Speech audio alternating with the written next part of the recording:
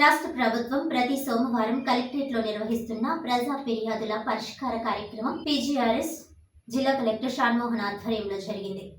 ఈ కార్యక్రమంలో జిల్లా collector Shanmohan, joint collector Rahul Meena, జిల్లా రెవెన్యూ అధికారి J Venkatrao, ZP CEO VVVS Lakshmanarao, housing PD NVV Satyanarayana, KSEZ SDC KV Ramalakshmi, CPO Pitrinath ఇతర అధికారులతో కలిసి హాజరై కాకినాడ జిల్లా నలుమూలల నుంచి వచ్చిన ప్రజల నుంచి వినతులు, అర్జీలను స్వీకరించారు.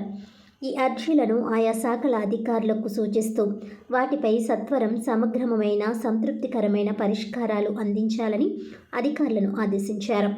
రెవెన్యూ, పెన్షన్, బియ్యం కార్డ్ మంజూరు, ఉద్యోగ ఉపాధి అవకాశాలు, టిట్కో గృహాలు, ఇళ్ల స్థలాలు, భూమి వివరాలు, ఆన్లైన్లో నమోదు, ఆక్రమణల తొలగింపు, డ్రైన్ కాలువల్లో పూడిక తొలగింపు, పారిశుధ్యం, సదరం సర్టిఫికెట్ మంజూరు వంటి అంశాలకు చెందిన మొత్తం 339 అర్జీలు అందాయి.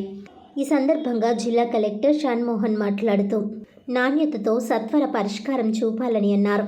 వివిధ శాఖల్లో నమోదైన అర్జీలపై సంబంధిత అధికారులు సమగ్ర విచారణ జరిపి అర్జీదారునికి సంతృప్తికరమైన పరిష్కారం అందివ్వాలని ఆయన స్పష్టం చేశారు.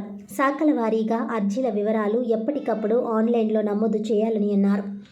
ఈ కార్యక్రమంలో వివిధ శాఖల జిల్లా స్థాయి అధికారులు, కలెక్టరేట్ విభాగాల అధిపతులు తదితరులు పాల్గొన్నారు.